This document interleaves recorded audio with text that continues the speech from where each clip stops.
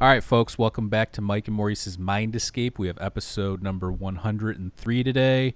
We're going to be talking about ancient aliens and Gnosticism. We'll also be discussing all the recent UFO stuff with our guest, Bruce Fenton. Bruce has been on our show before. We discussed his Into Africa theory and book. So he is the author of Into Africa. He's the co-author of Human Hybrids, and he has a new book coming up called Exogenesis. We'll have all the links below. And yeah, that's it. What's going on, Bruce? How are you? Glad to have you back. I'm doing very well. Yeah, thank you very much for having me back on. I hope, of course. Hope 2020 has started well for you both. Yeah. So far, so good. And not being abducted and probed yet. There's still time. There's still time. Yeah, year. there's still a long year before that ends, so hopefully we can get that going. Let's start off with this, though. I wanted to discuss all the recent stuff going on UFO Twitter, if you will. There was all that back and forth. So there's an author of the book, American Cosmic, and that's is it Dr. Pasulka? Is that how you pronounce it? Yeah, Diana Pasulka. Yeah. And I was just watching this thing go down, and supposedly her account got hacked. And she was saying all this stuff about To the Stars Academy, like very critical stuff. And she kept DMing people too, saying that this isn't a hack, this is really me. And then a day later, she releases a statement saying that she was hacked, and that So I guess my point is, whoever hacked her has intimate knowledge of the UFO community. So what do you think was going on? Do you think it was her and she's just saying that now because she regrets possibly being in a certain mood at the time, or whatever the case may be? Or do you think that somebody really did get in there? Well, there's a history there that she'd previously been hacked. In fact, she'd been warned by people. Well, she had credible threats from the intelligence community that she should stay off of social media. Friends of hers had warned her to heed that and to stay off of social media. And so she obviously went ahead and opened an account. Then she was hacked on that account, had problems. She left social media. And then when she returned, this has happened. So there is that greater context to this. Also, that in the course of her research, she was interacting with people that do have clearances. And that's why these credible threats came about. But there was some concerns that she may know things that shouldn't be shared in public. So, I mean, people should take that on board firstly, that there's a history there and a reason for why someone might hack her and want to make her look a bit zany. But also it's quite clear to me that, and she does admit this, that some of these things have come out of her, her accounts, that, there are opinions in there that she has, which are critical of TTSA, so it's not totally made up. Well, that's what the confusing thing for me is because some of the tweets that she was supposedly hacked during were consistent with other stuff that, she released the day that she said she was hacked. She was posting stuff before that I had commented on, something about, how the philosophy community is eating itself or something along those lines. And I commented, along with every other subject on man, or having to do with mankind now with the internet and stuff. So, it's happening. But then I thought, to be honest, it's a kind of a meditation on ufology and other subjects in general, because there's one of the things you probably knows, there's the tendency, is it really her? Is it not? And then it was her. No, it's not. It's her. It's not. And I think that we have to remember sometimes that the human mind loves certainty, and that we're in uncertain topics where sometimes you just got to say, you know what, I don't know. Right. So I'll take it as the cat's both dead and alive, right? Until you know better. And I think that sometimes you have to just accept that we don't know because we don't directly see what's happening with someone. So I'm willing to sort of understand that some people will see it as that, yes, it's her, and some will say it's not. I would take the benefit of the doubt because of the history of the person, and her experience with being hacked before. Right. But I admit that, I couldn't prove it either way, Sure. Now, again, I find all that interesting. I actually haven't read the book yet. I have it loaded up on my Audible, ready to go. Or my loaded. My Kindle. But my question to you is, have you read it? And if so, what do you think about that side of things, because it has a lot of religious connotations and that kind of stuff, that aspect of it. Hmm. Yeah, I have read the book, and yeah, it does tackle the intrinsic links really in ufology to spiritual and religious, subjects. Obviously, the church has, interest in anomalous aerial phenomena. There's a history, particularly, the Catholic Church, but really all Christianity, and in fact, you could say all major faith groups have some interest in anomalous aerial phenomena, because if you look at the fundamental books these ways, the Bible or the Torah and so on, there's phenomena that people see in the air, right? Whether we call them angels or strange clouds, or there's clearly, that's part of their narrative. So there's no way to completely detach major religious branches away from anomalous aerial phenomena. Yeah, today people will think of them as often as craft and technological concerns, but if you look at the broader history, you think, well, hang on a minute, that's kind of simplistic, because even the phenomena people are seeing, often it morphs. You have objects that change from glowing spheres that seem to change into craft or even into beings. So that really crosses over into the kind of phenomena that leads to religions, right? That people try and put an understanding of, what am I seeing as a glowing orb? It's communicating with me. It's shifting into other things. This is either a god or a messenger of the gods, right?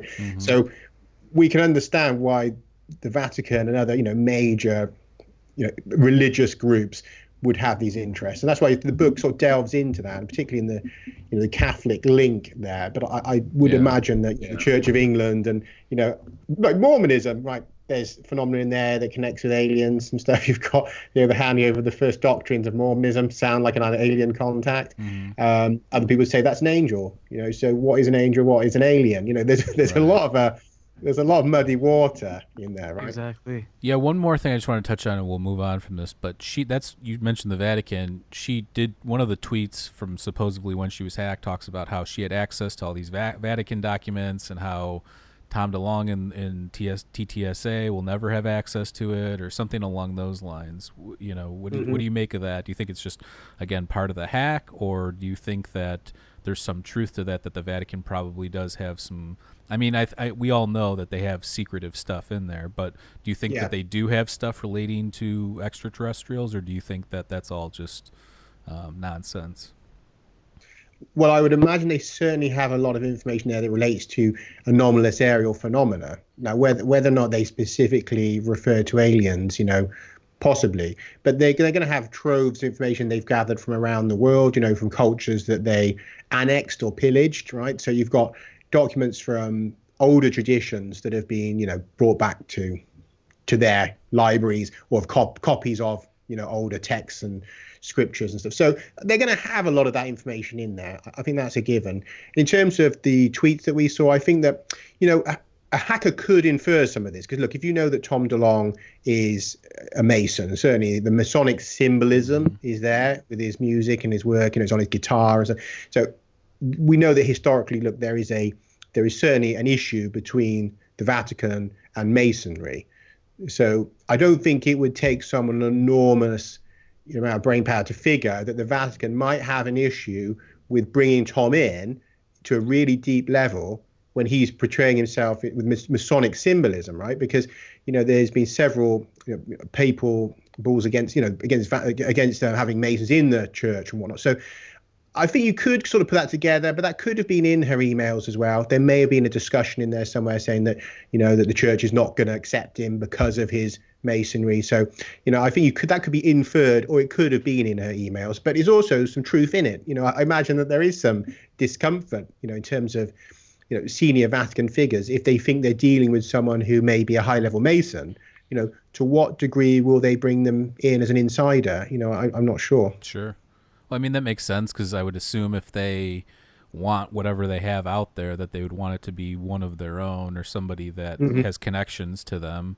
Absolutely. Yeah. So, all right. So moving on, the first time we had you on, we discussed your first book, Into Africa, your theory about, the migration into Africa from Australopithecus and all those early hominids. Mhm. And then we also discussed your book, Human Hybrids, where you and your wife wrote about your experiences and some of the evidence that you found, suggesting that there was an event roughly 780,000 years ago or 800,000 years ago. And then, lo and behold, this last week they released an article talking about how they know for a fact there was a large meteorite that hit Earth roughly 800,000 years ago. So do you correlate those two things, or what do you think's going on there? Yeah, I absolutely do, and it's kind of a bit mind-bending that this has come up, considering that this is a 100-year-long mystery in science, that there was this event, roughly 780-ish thousand years ago, with this australite tektite material covering 10 to 30% of the world's surface. And trying to understand, how this happened. It's one of the major points, but also, of course, there was an assumption that there must be an impact and that therefore a crater, and they couldn't find it. So that was also part of the mystery.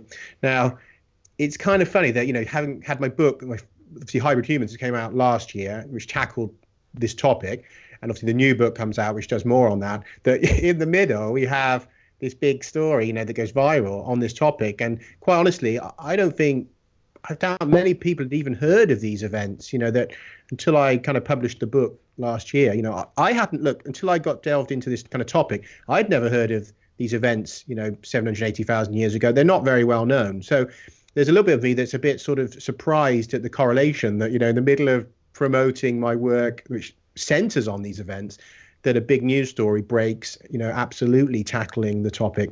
Now, I don't necessarily agree with some of the conclusions in the paper that's just been published. Now, I don't know if anyone has read the paper. Certainly they would have seen the articles out there. It's been fairly viral, hasn't it? I mean, I think pretty much every news agency has covered the basic story that, a crater has been detected in Laos.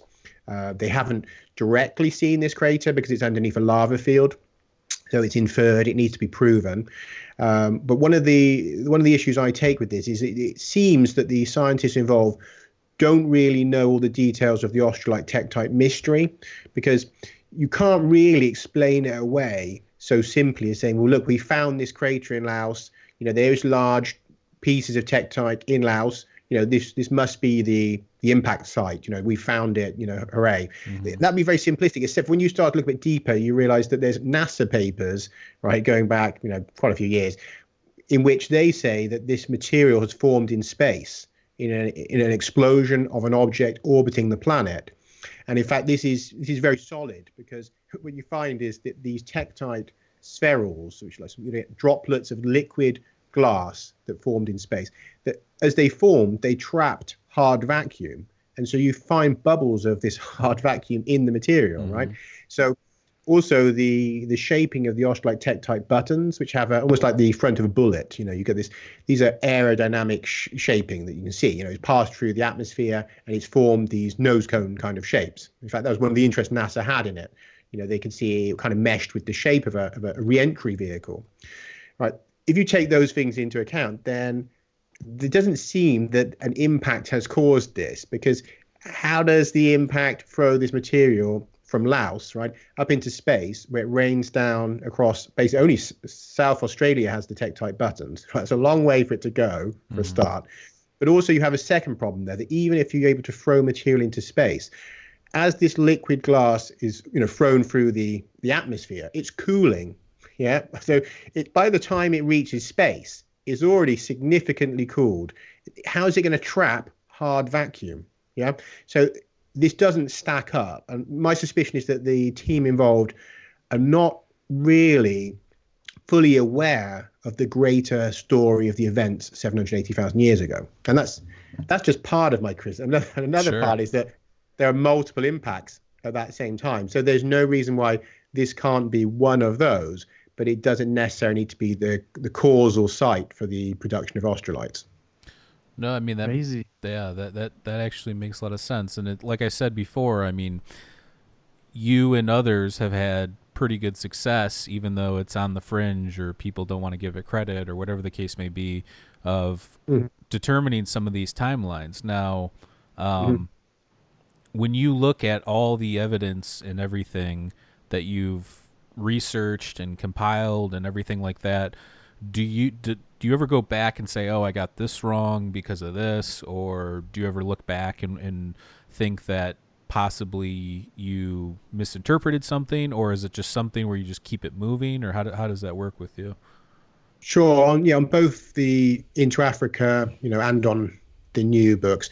Yeah, I do. I keep an eye out to see what comes out. And I was quite surprised, with the Into Africa work, that within a few months of that, stories began breaking that were hyper relevant. There was a story that came out about did Homo erectus sail through Indonesia, and could they speak? And that is in my book, and I discussed that. Right. I think the Homo erectus must have been able to speak to organize a journey through the islands. That how do you get a group of people to basically go with you out into the open ocean, right? Which is obviously intrinsically a scary alien environment for these people. If you can't communicate the idea to them that, no, we can be safe, we're going to boat, there's an island, there has to be a way to motivate a group of people to work together to cross that sea. Now, I don't think you can do that by flapping your arms in the air and gesticulating, out to sea. So we've got clues there that they could speak. But the funny thing was to see that kind of come out soon afterwards. And then also we had the Denisovan Revelations that, a number of scientists moved to the position that Denisovans, it seemed they probably were living in Australia, right? And in basically up in the islands of Indonesia, which is what fundamentally I'd argued a whole chapter on that being the homeland of Denisovans. And nobody was saying that at the time. But now that has become a fairly well accepted speculation, at least in mainstream science. In terms of things that have gone a little bit to the negative, then I would say there's certainly points I would revise when new finds have come out, and I would have added those in, and they would have, if anything, strengthened my arguments. I think possibly the first chapter of the book is where I would say that I would revise the most, and that's because I kind of argued that should we incorporate the early Australopithecines into the greater kind of Homo genus, and I would say no now, because a lot of that was an argument to do with the tool use, but we now know that even primates today are using some simple stone tools, right? Mm-hmm. So and I would learning. Say, have you seen that video of the orangutan that learns how to spearfish from the indigenous people? Yeah. So I'm more cautious about that now. I would definitely, if anything else, I would be shaving off probably hominins rather than adding them on. Looking at that now. Gotcha. I would say that probably our story starts with the hominins living about sort of 2.8 million years ago-ish, around then. I wouldn't incorporate anything earlier than that into the Homo kind of story. So that's probably an area, I would admit that, I got that a bit wrong. In the newer work, obviously with this news that came out, I had to stop and think. When I saw it, there was a little bit of me nervous. I was thinking, have I made a big error here somewhere? So I went through the paper in detail to make sure that I understood fully what they had found, what they were saying, how it would impact my own positions. And so it was interesting to find that they hadn't really taken into account a lot of this, information about the australite formation, and they didn't seem to be aware of the other impacts, at the time. So in the end, I don't feel it modifies my work particularly, but I am open to the possibility that what we have here is a genuine impact site, and it could be related to the source body, because if you've got a large object that's exploded in space, it's showering down with debris, right? So there is a chance that a large chunk did come down from that and hit in Laos. So you've got about 3 different possibilities there, that this could be part of that story, or it could be a separate impactor, another asteroid or whatever, because there's about 6 or 7 impacts in that period, right? So we've already got a few asteroids that have hit. So it could be one of those. Or third is that there simply is no crater there, because they have not proven it as yet. And a number of scientists have pointed this out, that, it's inferred, there's an anomaly, but until they really drill, do some more investigation, it's not a case closed. They've actually found an asteroid impact site. Right. And there's other ones too. I mean, they're trying to get to Hiawatha and Greenland to kind of prove the Younger Dryas, or they're hoping that it fits that timeline.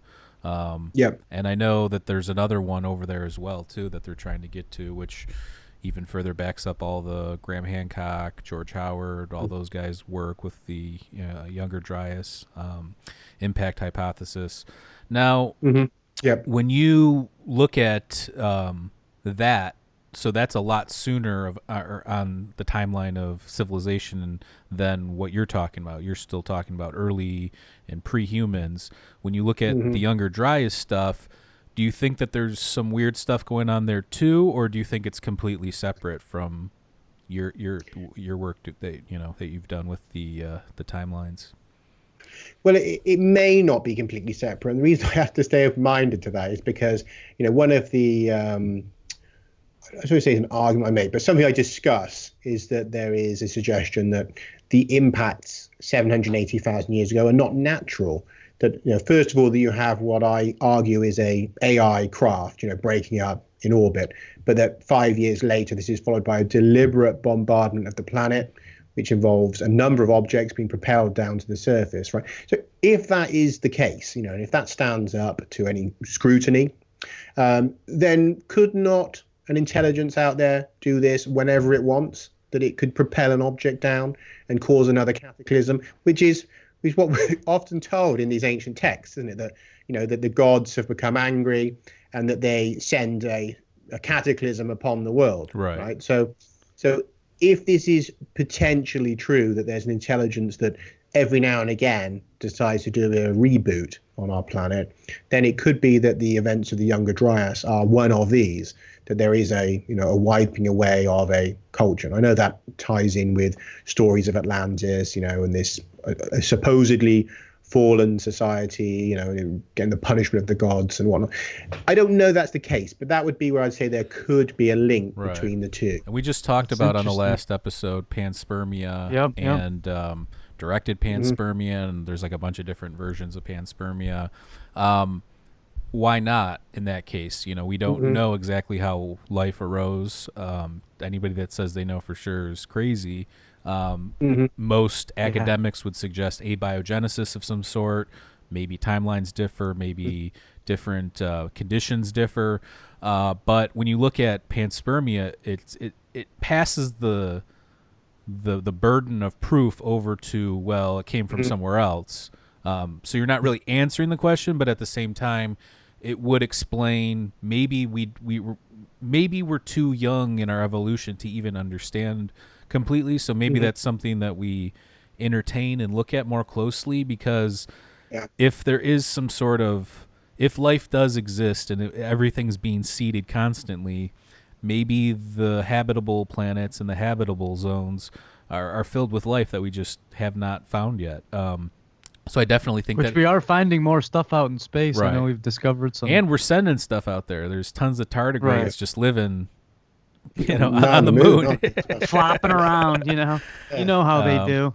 And actually, we talked about that too. I don't know if you read this article, but they discovered how tardigrades survive all these crazy conditions, and it's that they dry out and become almost like they go into like a proxy state, and the second that they're introduced to like water or moisture again, they come back out. So I think that's almost like alien technology in a way. So well, I tend to think of DNA as an alien technology myself. One of the really the fundamental issues here, which affects everything, is look, either there's an alien intelligence operating in our solar system that is not us and that has been there, for however long, let's say from the beginning, obviously makes the most sense, or there isn't, right? If there isn't, then you have to default to like abiogenesis, the natural cataclysms are all natural, that all events on Earth are either driven by natural events or by us, etc. Right? So that really changes the entire map. If you then say, but there's evidence there's an intelligence operating in our solar system, right? Then all the bets are off with a lot of these things. Then you say, well, hang on a minute. That obviously points towards the stronger likelihood of panspermia, particularly directed panspermia. It also then infers events such as, say, we have the Cambrian Explosion, which a number of scientists came out saying that it has the hallmarks of an incursion of new DNA information from beyond the planet.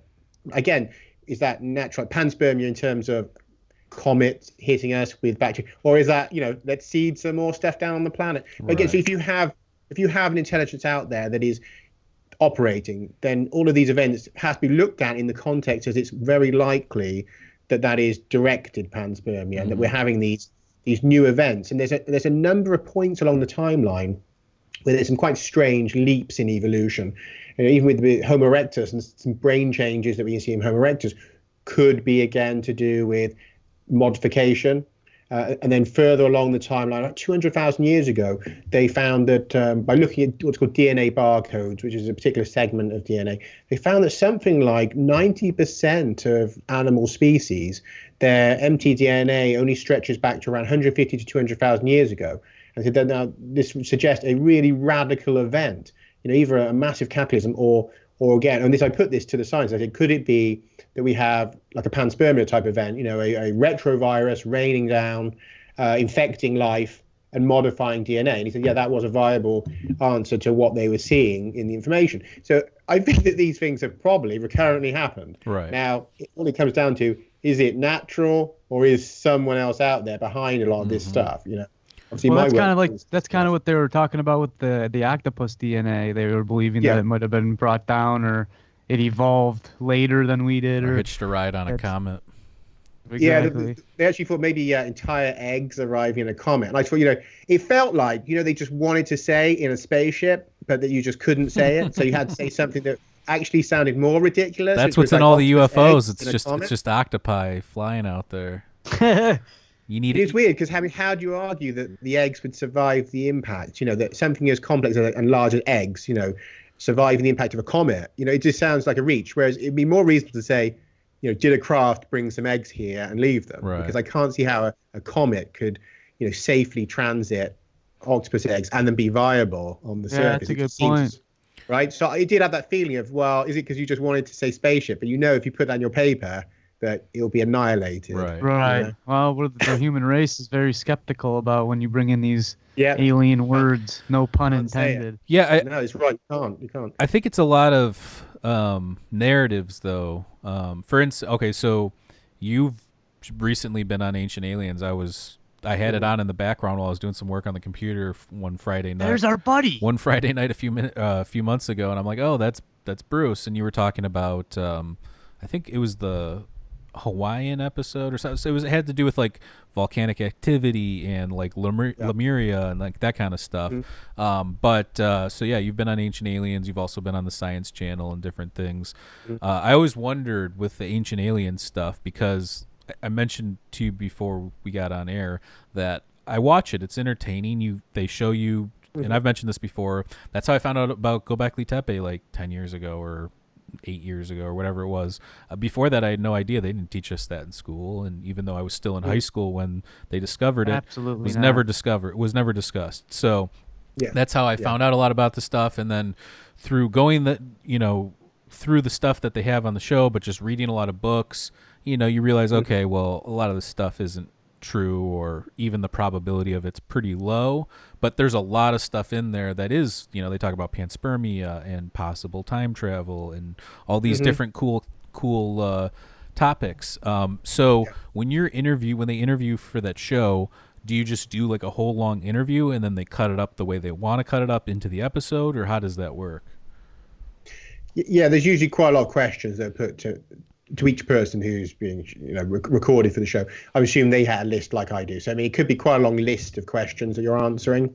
And then they will select from those the answer, the answers they felt were strongest, and you will be in the show for those questions. And obviously somebody else will be in for the other ones, So, yeah, it's a much longer actual interview than you see. I might tackle, 20 questions or so for an episode.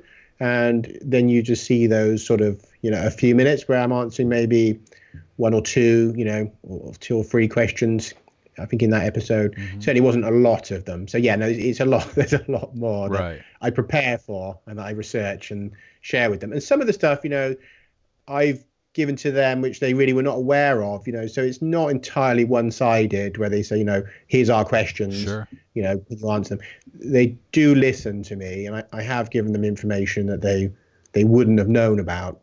Now, how much of that will make it through, I'm not sure, because I think there's at least one more episode coming up that I'm in, so it'd be interesting to see, if my information makes it through. But they seemed interested, sure. So we'll see. Yeah, I mean, because the reason why I ask is they have people like, they've had Graham Hancock and other people on, and Graham doesn't really talk about aliens. I mean, maybe he talks about these entities during ayahuasca ceremonies, and when he's giving these lectures, he talks about that kind of stuff, maybe like archetypal type stuff. But he's never really talking about straight aliens. So he's been up, but he's on the show whenever they talk about ancient civilizations. So that's why I was curious, because they obviously cut up different things depending on what you're talking about to play it into the episode. Now, when you've been on the show now, do people recognize you and recognize your work? Is it like that, or is it just something that once in a while somebody will send you something? Well, I think that I don't know if the show's actually shown in the UK yet. Okay. In my understanding. So I think that it's obviously it's played in the US, and I don't know how it works with the different territories. So I don't know if it's played in Canada yet or how that works. But I think it's not actually played in the UK. So I haven't had anyone sort of say, "Hey, I saw you in that show last night." So I'll have to find out when it's actually on here. So of course, some people watch it on the web, and I think there was maybe like one person at the UFO group I go to locally. They'd seen me in it, and so they sort of come up and talked about that. But no, it hasn't got to that thing where you're in the supermarket and there's some kid looking like, "Mum, that's the guy from Ancient Aliens." Right. So I guess yet, when it streams, anyways. no. So I guess maybe later on. I'll have to find out when it goes onto the UK TV. One of the main beefs I have with Ancient Aliens, and this is just a critique. I hope they listen to me because I think it would do the show justice, is just to stop saying ancient aliens theorists say yes when it comes to like building megalithic structures. The only thing that I could even remotely entertain would be maybe these people were using, we know a lot of the ancient civilizations, they were using psychedelic substances. Maybe they encountered some sort of entity. We're told or we're shown geometric patterns and like, oh, look at this sick pyramid. I'm on an ayahuasca analog in the Middle East, and I'm going to build this thing. I could see something like that, but to actually come out and say these physical entities came down, they built this, even though it was modern to us, it's crude for what you would consider somebody transcending the stars and anti-gravity technology, whatever the case may be. So it just does the show a little bit of disservice and discredits it a little bit. It might do a disservice to your eyes, but it might be bringing in the fringe people that want that so stuff. from like a viewership and like fan standpoint, I guess I could see that being like a phrase that people love to come back to, whatever the case may be. I'm just saying, like, I'm all about trying to find credibility in things that are maybe not the most credible topics to even begin with. But I just think that if you're going to talk about these things, it would add another level of credibility to discuss that. But yeah, I mean, look, my position on stone structures is that it's a human level technology that I would assume that if I can travel the galaxy. Now, I'm always wary of putting too much forward into what aliens think and all the rest of that. But one can probably reasonably assume if you can travel the cosmos that you'd have something on the lines of, nanotechnology that I could just spray down onto the planet and it would build me, some kind of, geodesic domes of super meta materials or whatever, and that they would just build themselves and I land and go in my airtight dome with my atmosphere in it. And, it would seem awfully crude if, after arriving there, I've got to start cutting up blocks of stone and stacking them. So, I mean, I definitely don't see any stone structures on Earth as evidence of aliens constructing something. Again, like you said, it could be argued that people came into contact with an intelligence that suggested to them to build them, or say maybe they saw some visionary imagery of those. But in terms of the alien contact, maybe the how to do it. I guess what we think of as a psychical contact. That we hear stories of people obviously having psychical contacts with entities. That maybe somebody had that happen. It said, you can build by using this cog, and putting a rope around it, and it may be that something like that. And you could say, now, was this building unusually complex for the time? Does it suggest maybe an engineering technology was shared in some way? Right? That's okay. That's a leap you can do. I definitely don't think there's evidence to suggest any stone structure on this planet anywhere ever was built directly by an alien being. That's my position. Yeah, I mean, I agree with that. You got a little bit of rattling on your end too. I don't know if it's the bass of your microphone is what it sounds like, but I just want to let you know it was just that little section got a little loud. I just wanted to. Sure. Okay. But so let's move on though a little bit to. I wanted to talk about Gnosticism because I've been commenting on some of your stuff on Twitter and we've been going back and forth on some stuff. I think it's interesting. I believe you listened to the same thing on Audible that I did, that Great Courses Gnosticism one, which is actually excellent. People should check that out. I forget the name. I think it's From Nag Hammadi to... I think the Gospel of Judas. Yes, that's it. And it goes through the entire history of Gnosticism from an academic standpoint. While they don't talk about metaphysical things being true or anything like that, they just lay it all out there and let you interpret it. That's what I liked about it. There's a lot of things that people correlate between Gnosticism and the UFO phenomena and aliens in general. People talk about the archons, which is a huge connection. But why don't you talk a little bit about what fascinates you between the two topics, though? Sure. Yeah, and it's a tie-in with ancient aliens and ufology, and with the religious side, because this is where it kind of unites. And I guess again brings us a bit of background to the American cosmic kind of argument that there are fundamental links between religious, spiritual thinking, UFOs, ancient aliens, government cover-ups. That these things do tie in, and people would tend to view them separately, but that's not really the case. And like, for example, if you look at the statements that came out to do with this ATIP program, which is obviously been referenced by TTSA and the media at large, that, we hear stories there that there were people in the senior command who were concerned that ATIP was involving itself in religious matters, that these were angels and demons, and that, that the US government had no business meddling in these higher dimensional, religious, spiritual kind of matters. And they wanted these programs shut down. Now, you also see something similar like that happen with Project Stargate, which was the remote viewing program. And when that came out, which slipped out, I think it was Jimmy Carter talked about it on the news, on a chat show or something. And it came out that there was this program with psychics, remote viewing other locations. Again, some of the criticism came out that it was demonic and that they shouldn't be, prying into these kind of matters, the kind of thou shalt not suffer a witch to live kind of thinking started to come out. So there's always been a link in between like the anomalous phenomena and religious thinking, and it does tie into the military industrial complex. And some of these people who are hardcore evangelical Christians that amongst the military, right? And then if you delve a bit further into this, you get back to the roots of Christianity and Gnostic thinking, and the idea that there are entities in our solar system that are operating and that can certainly make us perceive them in different ways, but that aerial anomalies would relate to these beings, that we have these archonic entities that essentially are running a bit of a scam, running a bit of a game on us, delusion, which links in with Buddhist thinking, Maya, that we are in a sea of delusion. We have that in Hinduism. Indeed, you could say it's a fairly common view. I mean, shamanic thinking on the subject, again, that most shamanic ways of thinking involve some idea that, we're not seeing the spirit world, we're not seeing the other world fully, that in a normal state, humans are being limited, right? And that so we live in a kind of delusional physicality. So that is, again, I would say is a fundamental concern right across a lot of different spiritual and religious backgrounds.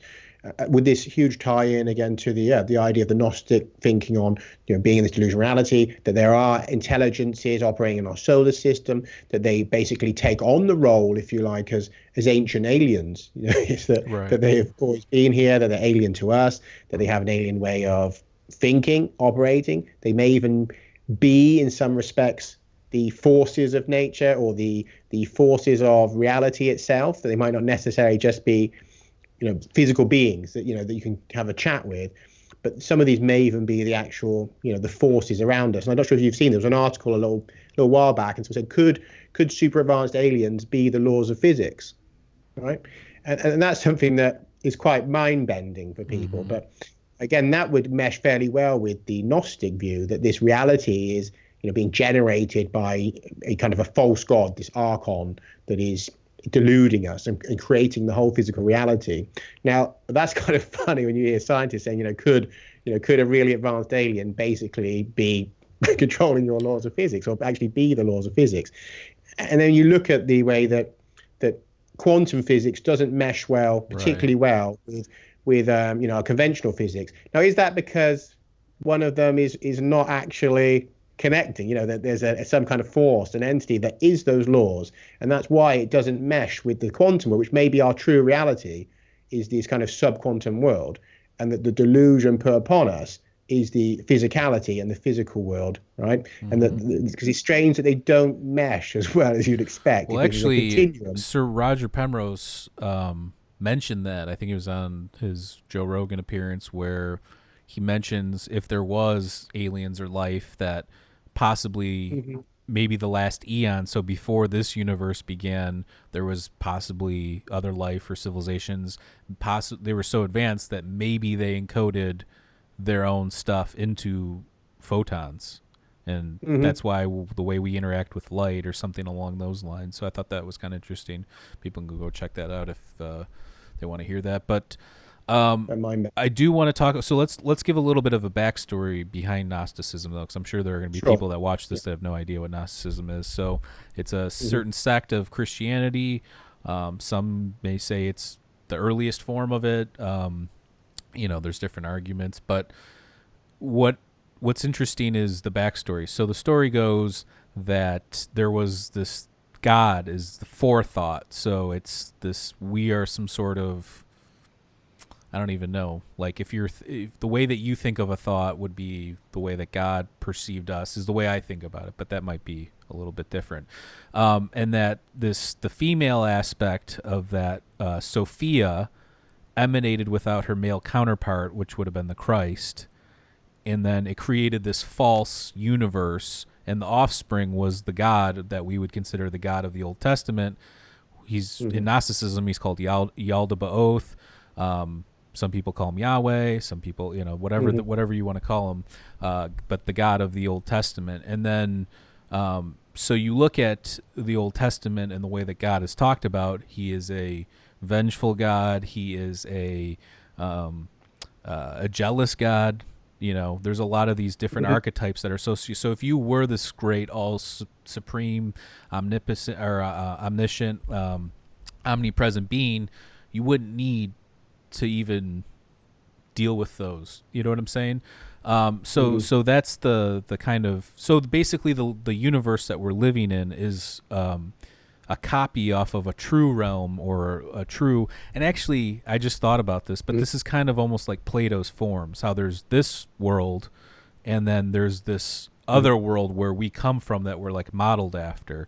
So there is a connection between ancient thinking and actually the word gnosis is a Greek term, so I guess maybe they even knew about that. I don't know, but it seems so. Yeah. So they had a similar. So that's basically the backstory, and then they found the Nag Hammadi texts, which is a lot of the oldest versions of the Bible. Do you have anything to add to that? Yeah, I do. I mean, particularly because it does relate to my work, and I wasn't implicitly Gnostic in Hybrid Humans, or not particularly so in the new book in Exogenesis either. But I do mention Gnosticism, and there's a little bit of, I think, if anyone's aware, that there's a point where I talk about a mass reincarnation of.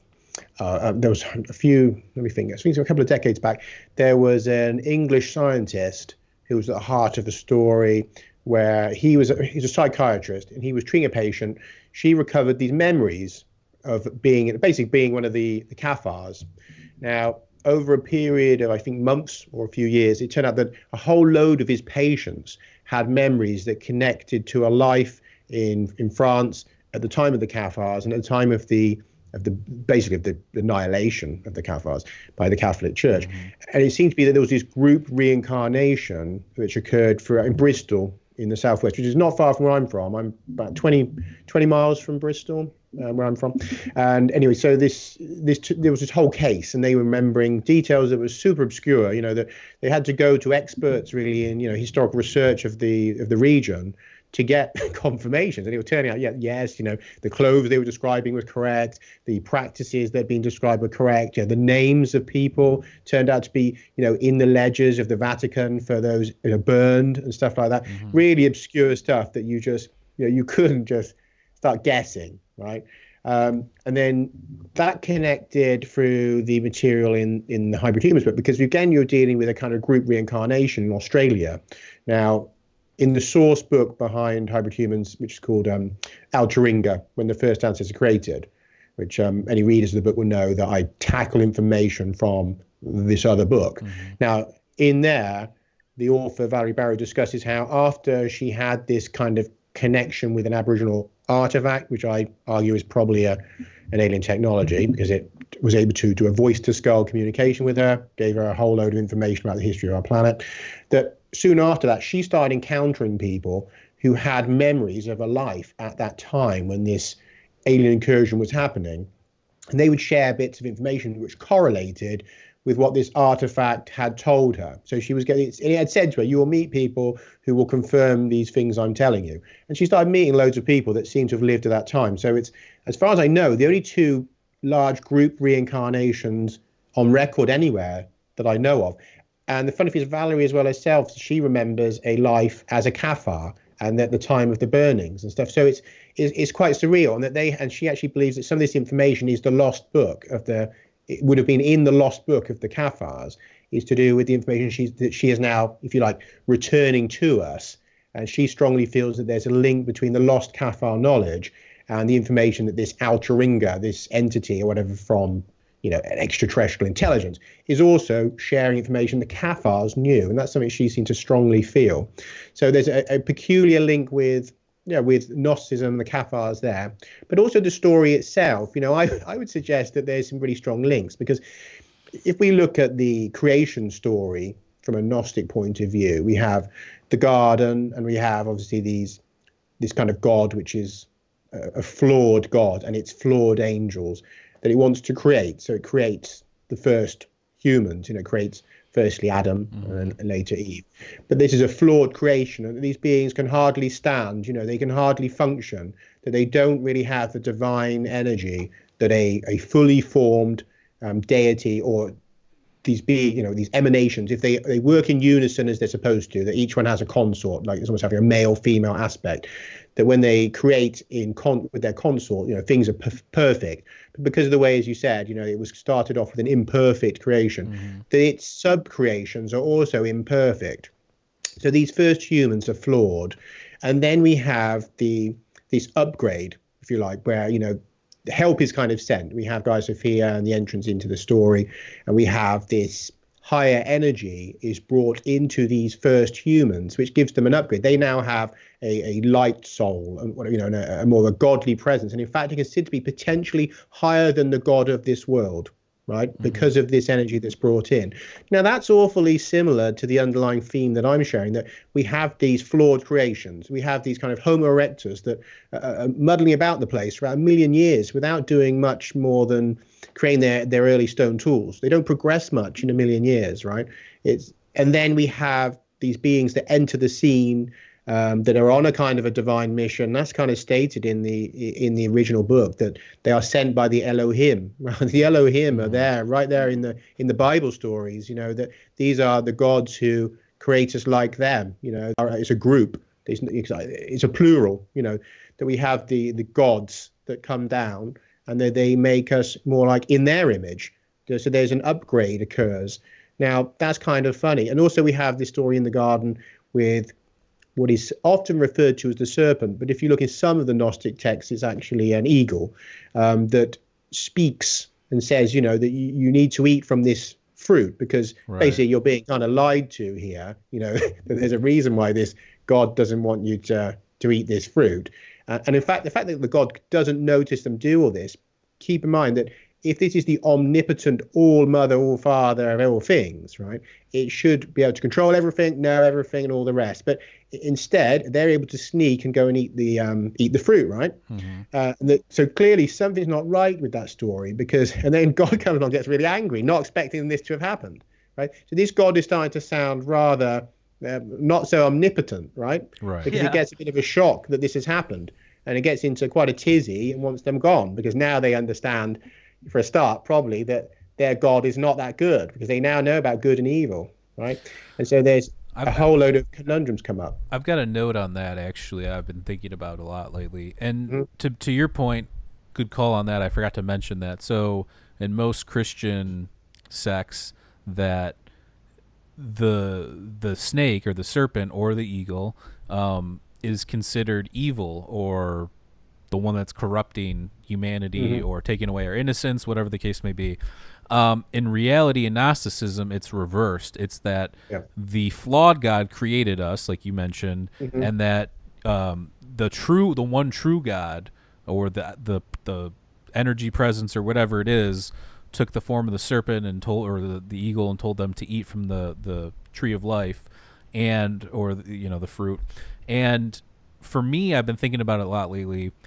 What makes people think about good and evil, and what takes people to another place? Well, it's psychedelics, and we know the tree of life in like Assyrian ancient civilization depicts, with the pine cones and the buckets. There's a lot of suggestion that it could be psychedelic related, and I've just been researching a lot on Soma. We're going to do a little video on that, and it comes from the Indo-Iranian migrations, and one separated off to the Vedic culture, and one separated off to what we know as old Iraqi or Assyrian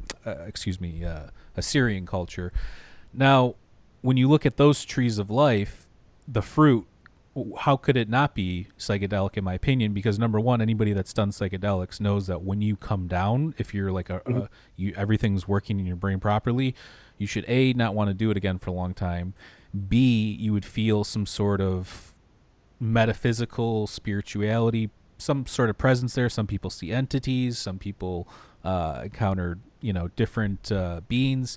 And then C, psychedelics make you want to be better, be a better person. You look at all the negative things in your life and you come out of it like, I got to fix this. I want to, especially for me, it's still when you do psilocybin and you come down, it's like, I got to get my life in order. Even if it is in order at the time, it's just like it pushes you to be a better person. And I don't know if that's the same way for everybody, but a lot of people I hear talk about it, it's the same kind of a thing. So when you're talking about that aspect of it, that's what I correlate it to, because I think that there's probably something to that. You're opening your eyes to a whole nother reality that you didn't know existed, and then coming out of it and saying, oh, we got to get our stuff together. So yeah, no, it makes sense. I mean, one of the things I've pondered on that as well is that I strongly believe that the early humans that transition, if you like, from probably Homo erectus, not necessarily, but certainly a Homo erectus like hominin, right? We go back around 800,000 years ago, that's what we have, something like that. I suspect that these are hominins living in the jungles, largely the jungles of Southeast Asia. Now, that's a pretty good, mesh with the idea of a garden in which there are these trees that perhaps they've been warned not to eat from. Because look, if there's just one tree, which might a garden like an English garden, right? Like it is someone, because sometimes we get this idea that this is God's garden, manicured, and there's a couple of trees at the end that you got to stay away from, right? Simple enough. But it'd be pretty easy if God just to, I don't know, let's say, get rid of those trees or cover them or something. I think that what we're talking about is there is a kind of tree that you got to stay away from, but there's a lot of them, right? So they can't stop you getting to that tree. Now, if you're in a jungle and someone says, look, that tree there is this tree of good and evil, you must not eat from it. But they can't stop you because it's everywhere, right? So that's why they sort of say, avoid that tree, because we can't actually stop you, so we're telling you don't do it. It's everywhere. Now, that makes sense in a jungle environment, right? That there's no way they could stop, that it's going to be so everywhere, they can't stop you. So they're trying to warn you off. Now, what do we have in a jungle? We probably have something like an equivalent, maybe a rue tree, or we have perhaps, something like an ayahuasca vine that is growing in the jungles of Southeast Asia somewhere, which I've always wondered, are we going to at some point find an equivalent, to the ayahuasca vines somewhere in those jungles, quite possibly, because there's a strong serpent connection. Of course, nearly everyone who drinks ayahuasca has an encounter with a serpent at some point. If you drink it a few times, you'll probably have an encounter with a serpent, right? So it's kind of an interesting tie-in there. And also, I now know there's been very early contact between the oceanic region, Australia, and across to South America, right? In fact, there's evidence that Aboriginal type people were in South America at least 50,000 years ago or so. Now, is it possible that there has been a movement of certain plants between these regions? May even be, again, we're going to quite speculation, but maybe they brought some psychedelics with them that have been in the jungles with them there. So, I wouldn't be shocked if one day we find... Well, acacia is prevalent in Australia. I think it's prevalent in the Middle East, too. And you mentioned Syrian rue. Syrian rue is a MAOI inhibitor, which is what disables the amino acids in your gut, so you can then process the DMT. Acacia is a good bet. Acacia is a very likely one. Certainly, it's a tree. And it can give you those effects, as you say, of knowing that the events in your life are either more positive to people or more negative to people and to yourself. So, in terms of a knowledge of good and evil, it certainly meshes really well, and it would be fairly widespread. You wouldn't be able to stop someone encountering one of the trees, because they are everywhere, and there's a lot of different varieties which also have psychedelic compounds. It's not just one type. So I think about what you're saying too, good and evil. Like that's what every trip I've had has had those components, good and you are literally thinking about good and evil, darkness and light. Those are the themes. Very much so. So it meshes quite well, and it does with the region. That there's more and more evidence showing that we were in jungles very early.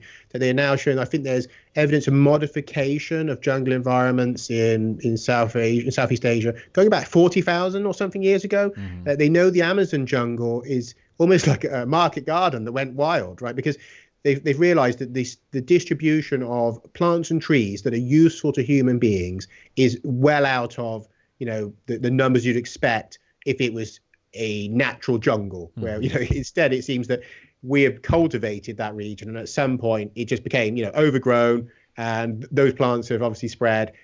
But we can see that someone had been cultivating plants that were useful to humans. So again, these are gardens. That what we think of as pure jungles are in fact now wild gardens, right? So that in itself is quite intriguing. Now, and I strongly suspect that Southeast Asian jungles were the archetype of the first garden home of these early humans. And I'm not saying for sure that this is the root of it. Just to me, it makes sense from having experience with these psychoactive compounds and talking to a lot of people, reading a lot of books, looking at all the research. I think it does at least play a role. So I think that there's that, and that doesn't rule out anything metaphysical either, because right now there's a lot of people trying to map out the DMT realm, and they have no idea what's going on inside of there. And there's really no way to even if they found something, there's no way to even back it up, because we don't even know for sure what consciousness is. So, and I know you and I go back and forth on that too, on Twitter as well, a little bit.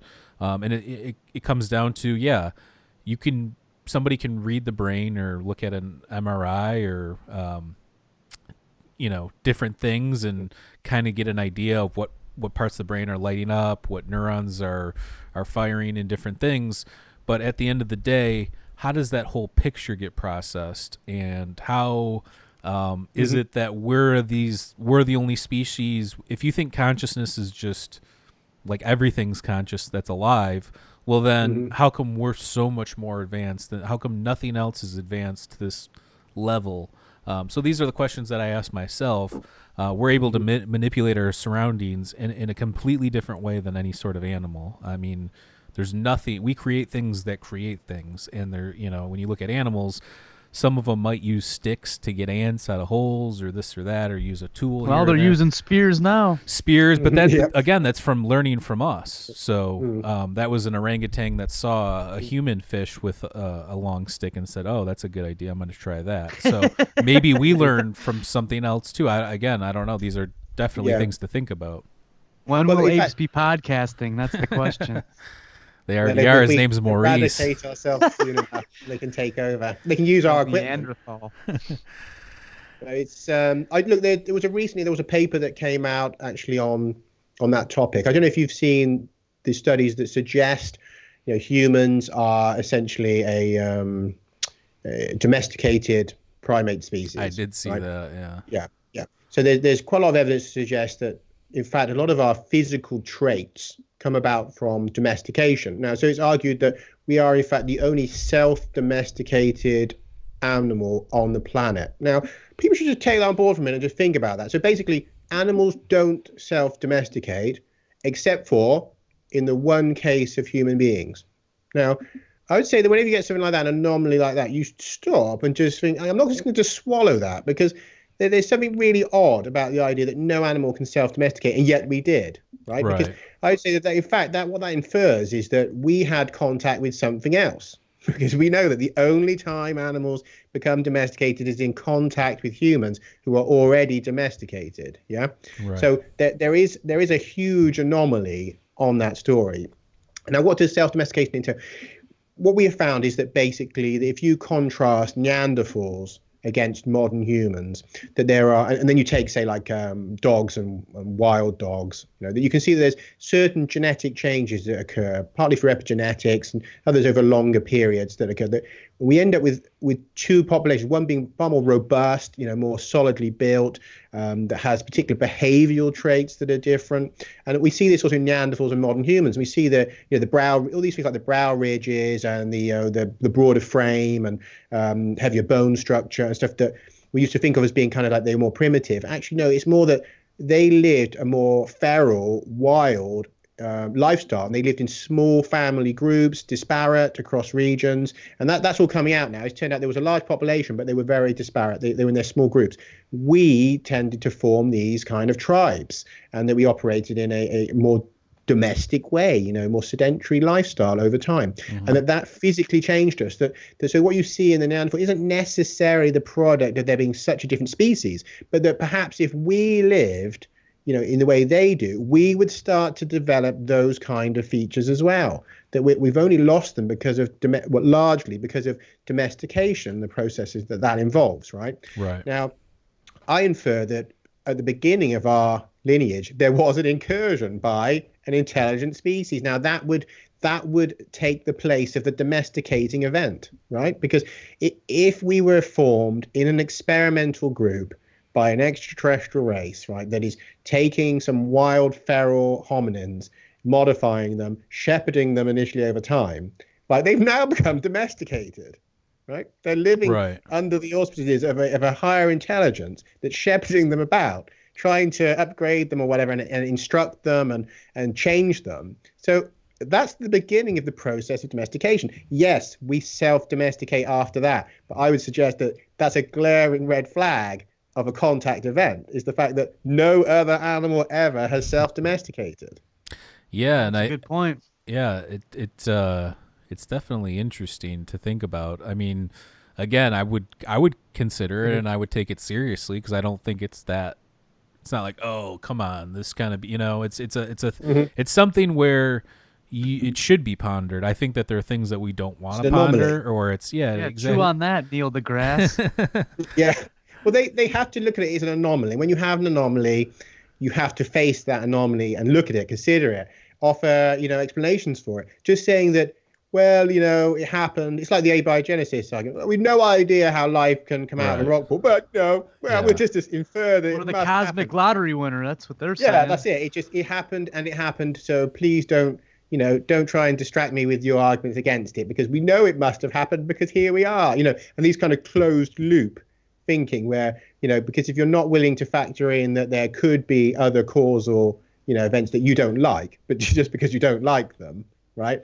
There's nothing particularly scientific about that. Just because my preference is, I don't like the idea that aliens could reach Earth, and I don't like the idea that they could have been involved in my backstory. Ergo, it cannot have happened. It's a really bizarre and arrogant position to take, because we know today there is no reason why extraterrestrials can't have reached Earth in the ancient past. Now, there's any honest space scientist recognizes that given enough time, and in fact they worked, I think, 1 million years, that a civilization could have visited anywhere in the Milky Way, because There's been billions of years, right? So Right. you just need enough time to have set off. So they started expanding a million years ago, and even at sublight speeds, that you can essentially branch out and have visited everywhere in the Milky Way. Yeah. Right. So there's actually no issue at all with this perceived barrier that, oh, the stars are too far apart, and that's not true. And at times the stars are really close. And some pointed out in like about 10,000 years, our nearest star is going to be like, I think it's a couple of light years away and stuff like, because we forget that the stars are all moving. They're all in motion, but they're not all moving the same direction. They don't stay the same distances apart. So you can have stars that pass by. In fact, 70,000 years ago, a star passed through the Oort cloud. That's super close. Right. That's basically the edges of our solar system. So let's say a star, yeah, with planets around it, which are inhabited, passed through the Oort cloud. Yeah. It's not a big jump for them, is it, to then visit Earth. So when we don't know the science, how many people know that? Probably less than 1% of the people alive. I didn't know it. I think it's coming. Well, it comes down to precession of the equinox. Most people don't know what precession is, and that every 1,000 years we move 1.7 degrees or it's something like that. I'd have to look it up, but that's why all that stuff, the Graham Hancock theory and the alignments with the Sphinx with Leo and the pyramids with the Belt of Orion, all those stuff comes into play because they can simulate where those stars were back at the certain dates and stuff like that. So what you're talking about, I mean, definitely makes a lot of sense, but people don't even think about that kind of stuff. We don't think it because we don't know it. Most people are not really up to date on the science. And a lot of these things are very recent, understanding. Some of these things are recent understanding. Others aren't. We're not very well informed. I didn't know that until, I think about a week ago, really. I think there was an article that came out that was discussing that in more depth. And, he's saying that, it only took 1 million years and that if they chose the right routes through these moving stars, that they could be, anywhere. Sure. Yeah? So when you infer that, then the idea that there could have been an intelligence operating in our solar system from whenever, millions of years ago, billions of years ago, it becomes intrinsically possible. Now, that doesn't mean that it's true, but it becomes possible. Now, that's the point. When you know something is possible, that you should look for the evidence of it, right? Now, that's the honest approach in science, is when you get an anomaly or a problem, you look for evidence to try to resolve it, right, and to understand it. That's what it is. We have a problem. We have life appears unexplained. Well, that's a problem. We've been trying to solve that one. One of the solutions for that is it comes from outside, right? Now, a lot of people say, well, then you're just pushing you're kicking the ball down the road a bit or whatever. So what? If it solves the objective problem you're dealing with, right? That's not an argument against it, yeah? Because then you can say, well, okay, well, how did that life start? Maybe that was abiogenesis. Right, nobody's saying it couldn't have been. But it's definitely the first step. That's true. Yeah, I mean, look, because it could be that abiogenesis occurs, right? That somewhere out in the universe it occurred. It doesn't mean it occurred first here. Right. Yeah, because one of the problems we have is life appears here extremely fast, and they now think that within 100 million years there was life. Right, basically when the crust solidified, life appeared. Now, for a long time it was assumed it would take about 1 billion years of random events that eventually life would appear. No, the crust appears, life sort of emerges, and it gets going straight away. Now that's super weird because even the the most sort of I guess open-minded scientists thought it would take a vast period for abiogenesis to occur. They think those the precipitates, those like hydrothermal little volcanoes underwater was the breeding ground for the first organisms or something along those lines, where they initially thought that it was our atmosphere with like methane and water and then somehow getting charged up through lightning storms and stuff like that. So we're always learning, and that's kind of it's the old adage, but don't put all your eggs in one basket. But that's kind of my approach to all this stuff, is that I'm not going to commit to one thing. I mean, yeah, I have certain beliefs now, but they're evolving just like science is evolving, just like spirituality is evolving, just like everything's evolving. So I think that's where people get hung up, scientists, the public. They want an answer, and they want it to be this like solidified thing that now they can move on with their life or whatever the case may be. Well, that's just not the case. If you're on some sort of journey for knowledge or some sort of path of enlightenment or something, it doesn't stop until you die. And even then, who knows what happens? It could continue on after that. But you should treat everything in your life like that. Right. Photography, painting, whatever your endeavors are. Yeah, we know you're into photography, bro.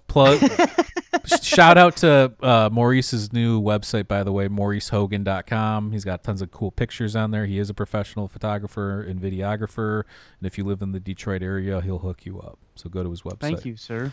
But you're right. I mean, I don't think many painters would say, I've painted my 1000th painting. That's it. I retire from painting. All the journeys we're on in life tend to be a lifelong journey, Look at whatever your thing is. Da Vinci, what did he only paint? 10 paintings, and they're all masterpieces. And then this guy just is like, time for something else, But he was a master of a lot of things. Exactly, yeah. He still carried on his inventions, and But yeah, look, I think that there's definitely a number of anomalies that are pointing towards contact with an intelligence. I mean, another one is, you may have seen this. There was a news story that came out about, I think it was reticular language.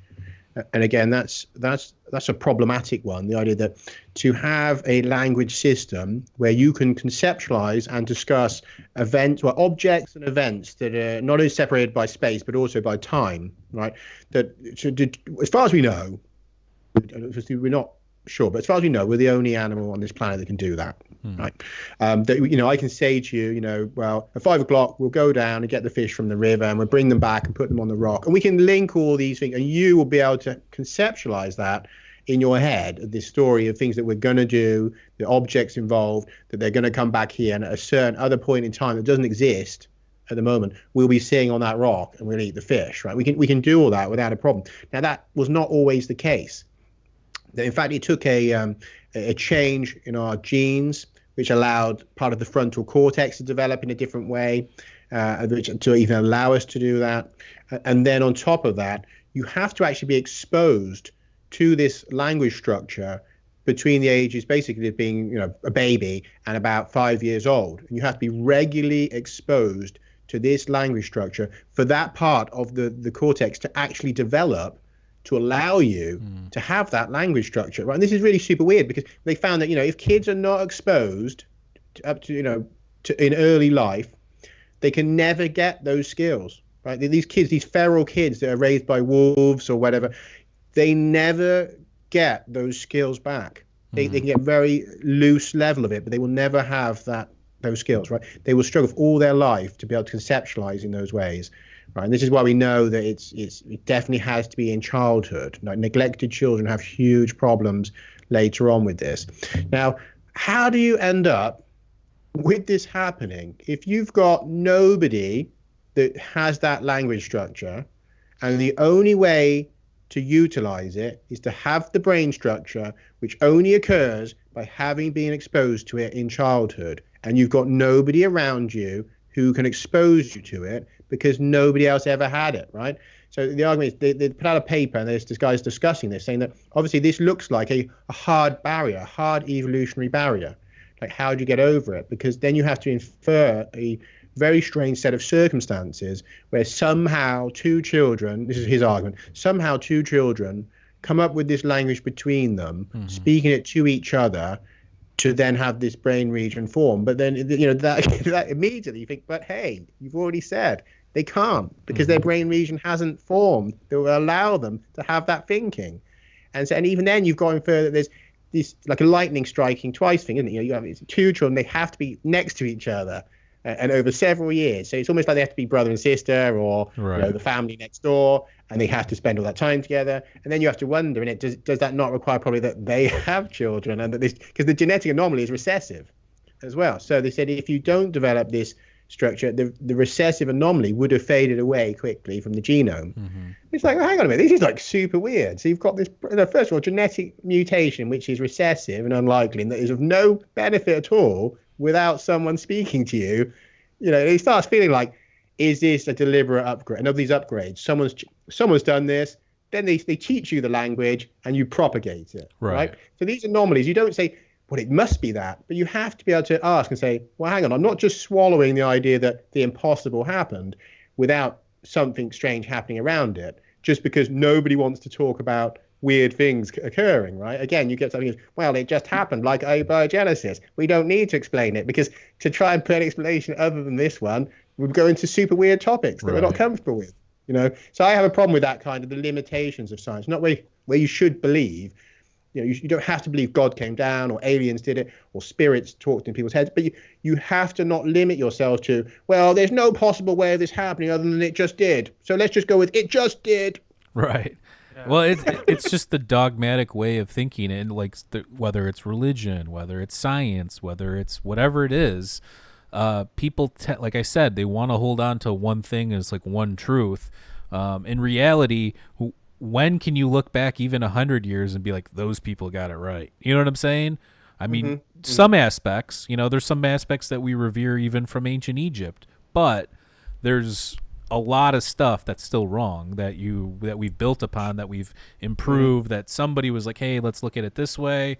And that's why I think we should be promoting more, and we talked about this on our last episode, just say, this is our best guess. It's not 100% right. Even in school, if you were to say, where did life come from? And again, they teach you abiogenesis in science class and chemistry class and different things.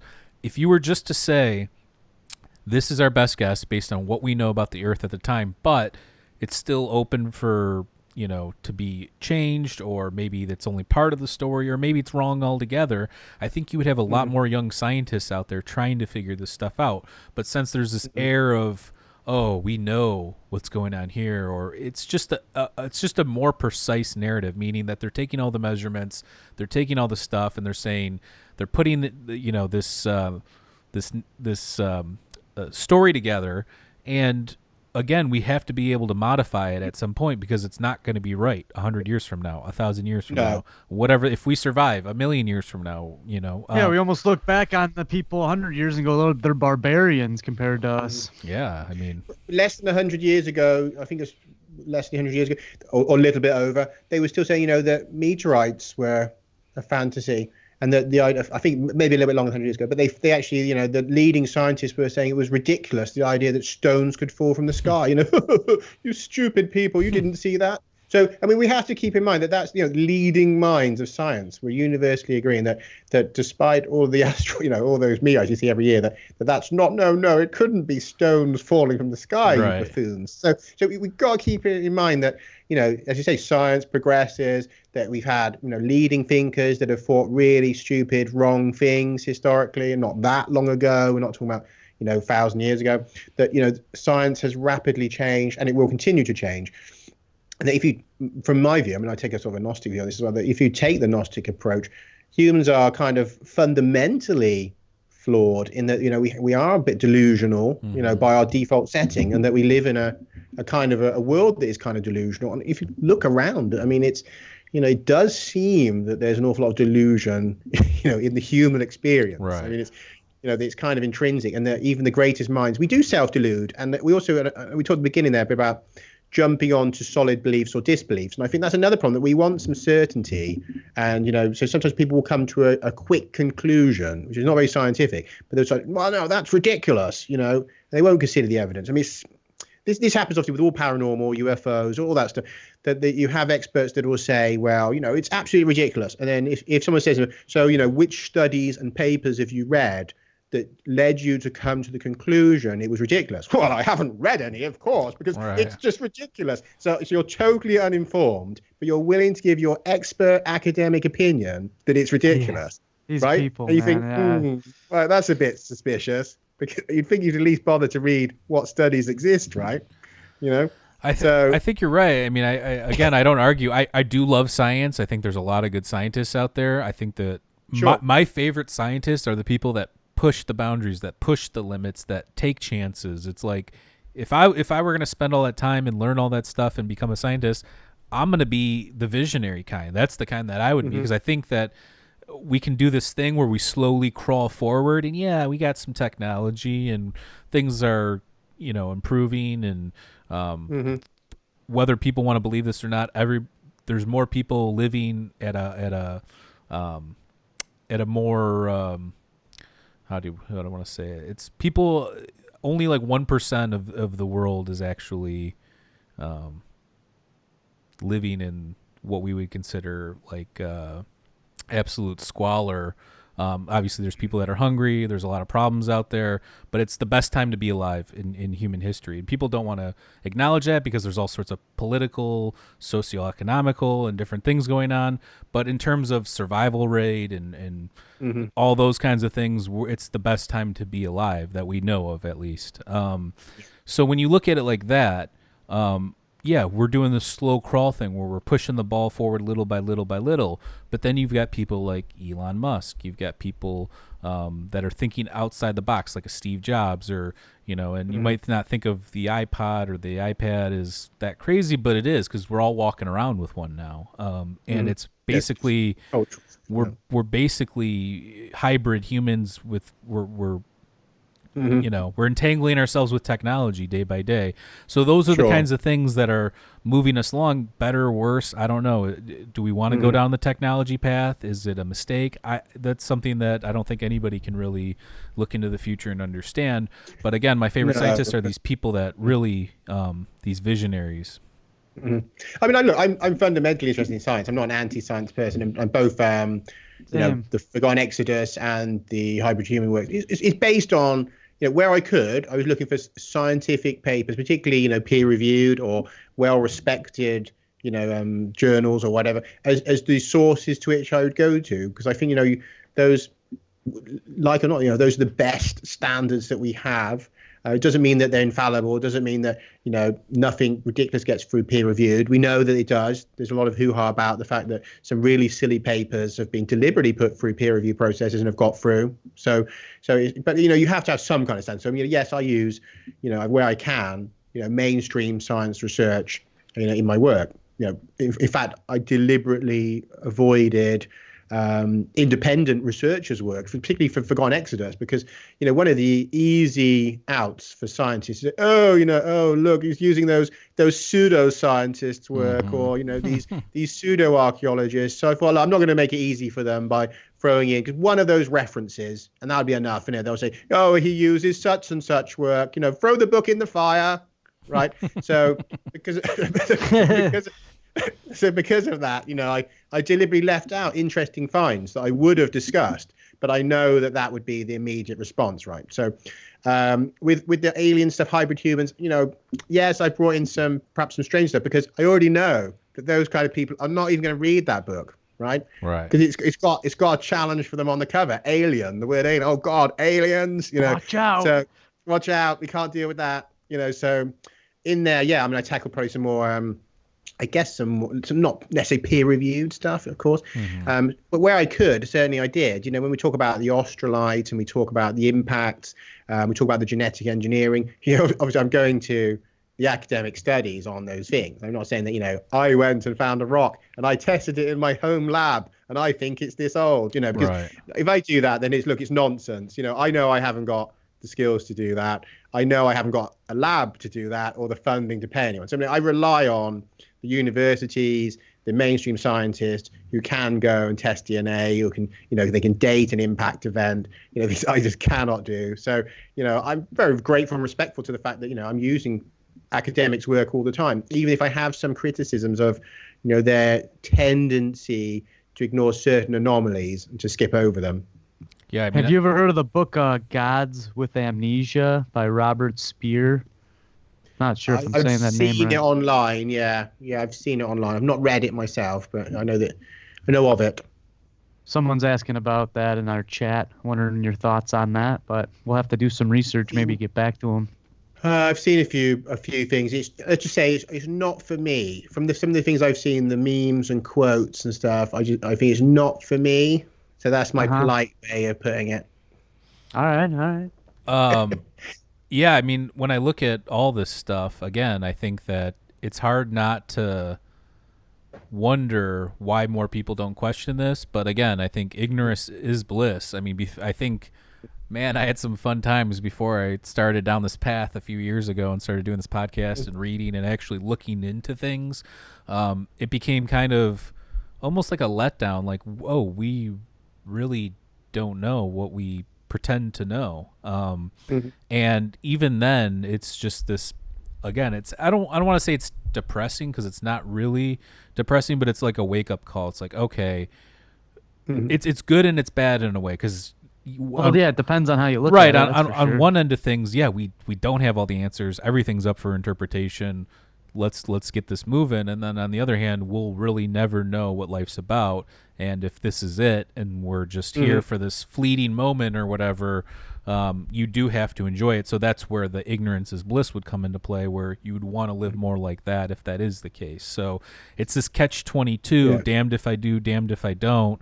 I'm still going to continue down this path. I just feel like it's going to lead me somewhere, even if it's only for a moment of enlightenment. Then but a lot of people just accept. A lot of people accept evolution in the same regards, where this is what we were taught in school, therefore evolution is real, and that's what I'm believing now, and they don't want to go to the next step and uncover the stone, if you will. Yeah.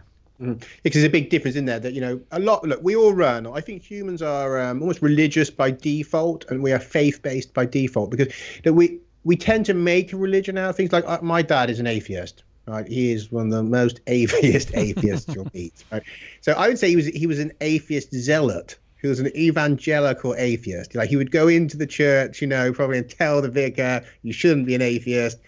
So you should be an atheist, why do you believe God? He's that kind of person, if the people knock on the door and they want to spread the word, then, well, they're gonna have to have the word of atheism back at them, right? Right. So he, in his own way, I would say, has made a religion of atheism, right?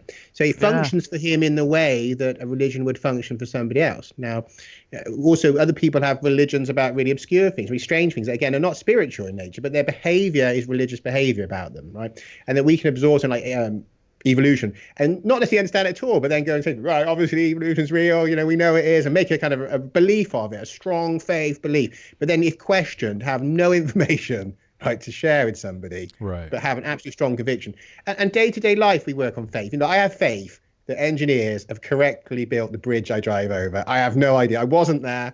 I didn't see them do it. I don't know when it was last safety checked. But I have to function on faith all the time. I function that other people knew what the hell they're doing, even though I also know, well, a lot of the time they don't, or that they're corrupt and they cut corners.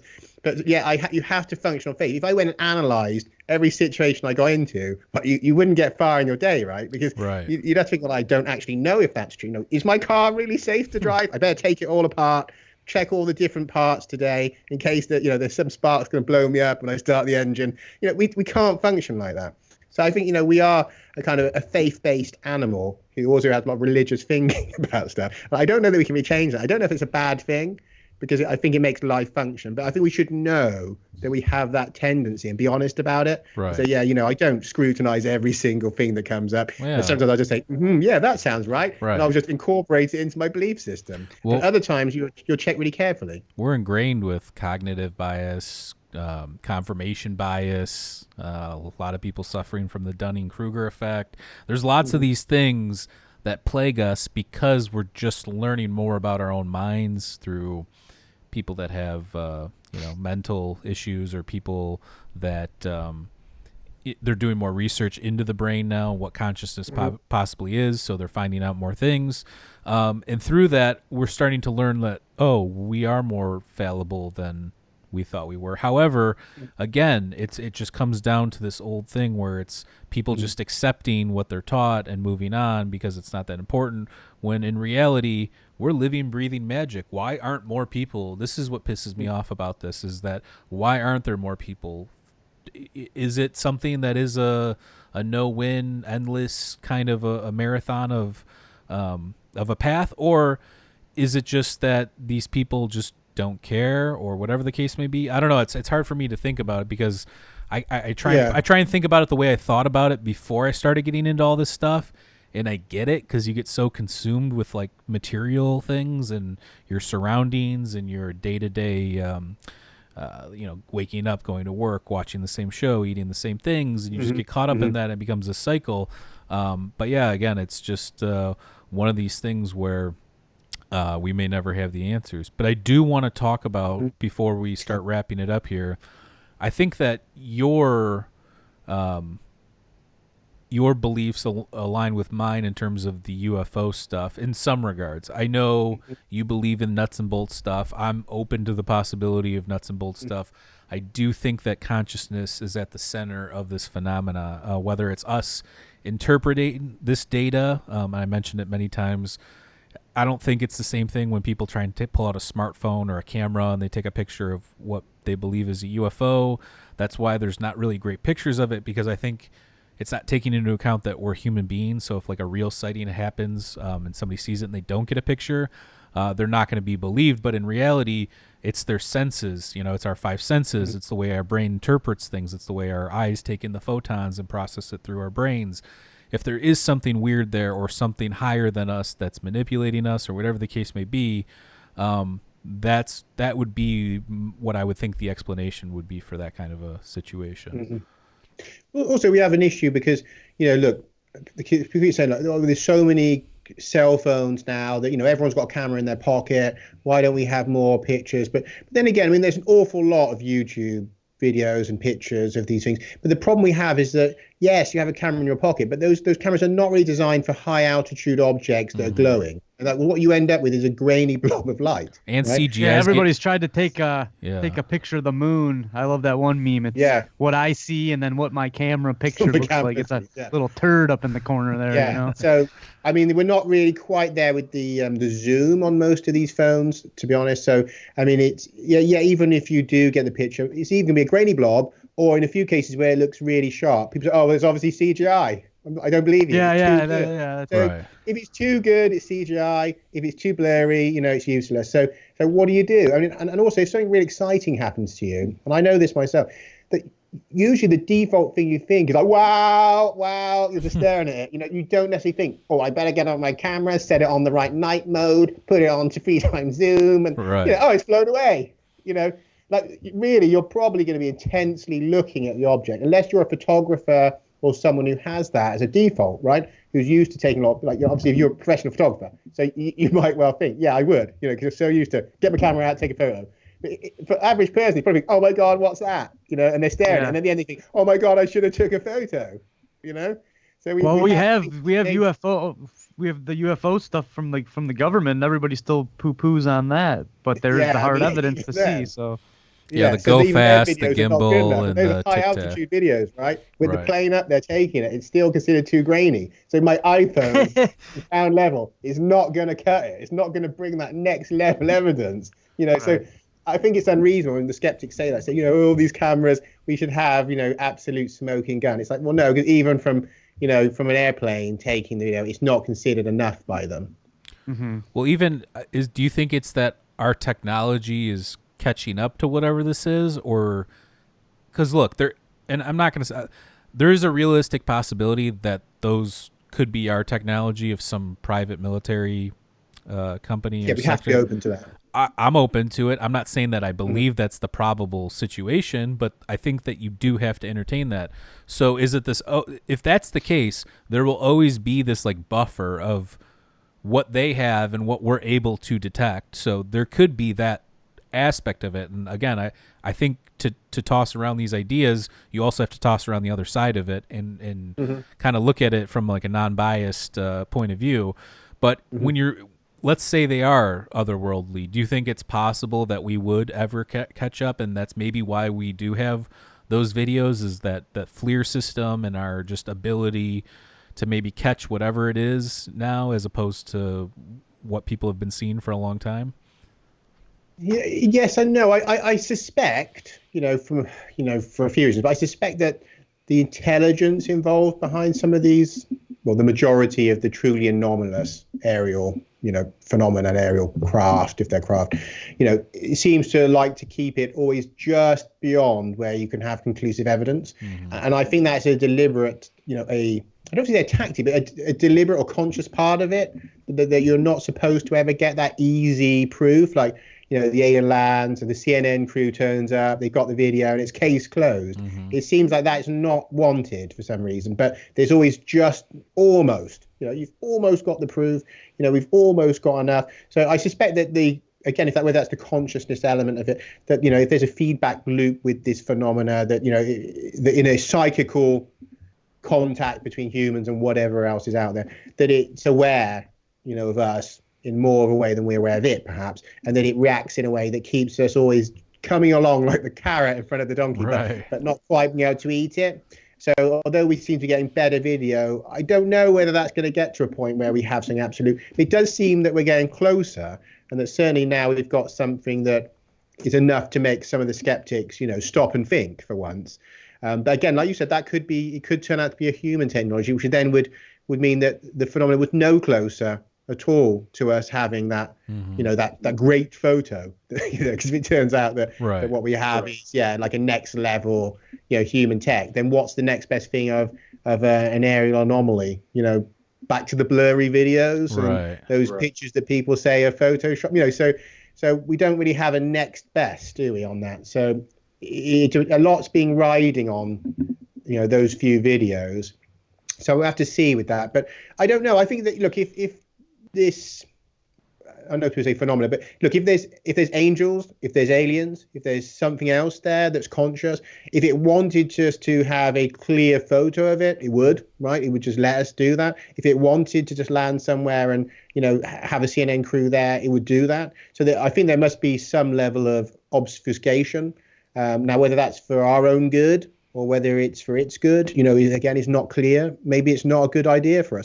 Maybe it seems a really damaging thing to have that happen, right? Yeah. Because we assume that this is a good thing, but we don't know. We don't know that that's a good thing to happen. It certainly would derail the civilization's course, and indeed, any contact with, say, like an interdimensional phenomena, aliens, anything like that. And in fact, angels, if they are indeed a real thing, interdimensional phenomena, obviously they've changed our world, because we have all these religions that talk about angels and they've made war on each other and stuff. So we know that contact with anomalous phenomena can have major effects on human beings, and some of those are really destabilizing, really problematic. So I mean, as much as we can get excited about it and people say we're ready, Space Brothers land, like, it's not clear that the general population of 7 billion people is in any way ready for the high weirdness that would come with contact with something truly alien. Yeah. Isn't that the point of To the Stars Academy too, is just to kind of acclimate people to the idea of this kind of a thing? I guess it comes back to, so your point being that if it is a real phenomenon and it's not us, that maybe it is just out of our grasp, like you said, dangling a carrot. We have been, as since ancient Egypt, ancient Acadia, Sumer, that we are interested in the mysteries and that we are going to follow these mysteries, at least some of us. And I could see that as being the case. Like, it's just leading us down. Maybe that's what leads us to where we're going to end up, or whatever the case may be. But again, there's the other side where it could be engineered that way by our people, that are higher up than most, that are constantly projecting this thing out there, which would make sense too. That. Yeah, and also the fact that we know that they've utilized the UFO phenomena to cover up military craft. So there's an intrinsic link between the two, and obviously there's a lot of claims of military abductions that replicate the experience of alien abductions. That, they've used that for like psychological warfare. People being dragged out at the night, gone through what seems to be an alien abduction. Because let's be honest, we know governments and military have carried out some horrendously weird experiments on people. Horrendously weird. Right. So if people say, why would my government do that? It's like you only need to look through the annals of history to see the kind of things people do when they have absolute power to do whatever they want to you. I mean, look at the Nazis. Look at the stuff they would do. Pressure testing on people's heads, seeing how cold you could go. Anything. Once you say, just test whatever you like you will find maniacs. People do all sorts of weird experiments. Dragging you out in the night and putting you in a flying saucer. That's tame, right? Compared to some of the high weirdness that military scientists have done. Yeah. Oh, absolutely. So we know that we can't just say that doesn't happen to people. We know that it's not unreasonable to think that our governments and our military would do some very strange things. Oh, not to mention that a lot of those scientists you were just talking about, we actually took during Project Paperclip and intertwined them into our own stuff. So. Absolutely. So we have the information coming from them, their beliefs, their thinking transferred onto US scientists. So it wouldn't just be the Nazi scientists. They say, well, when we were in Germany, we would think like this. And so you think, so you have people picking up that kind of thinking and infecting the scientific community in the US, certainly in the military. Right. So then you have this idea of, well, maybe if we just abduct a few people quietly, we can run some of these experiments on them. Who would know? People disappear all the time. And like the idea that that never happens, I think people would struggle to believe that. You'd have to be really in love with your government and the military-industrial complex to believe that they don't do anything horrific to people, and that they're not still sometimes willing to go beyond, right, and do weird stuff to people. So, I mean, microwave weapons, all this stuff, making people feel they're mentally ill. We know they want to do voices that enter your head. They've tried to bring that into warfare, the idea they can have God talking to the enemy.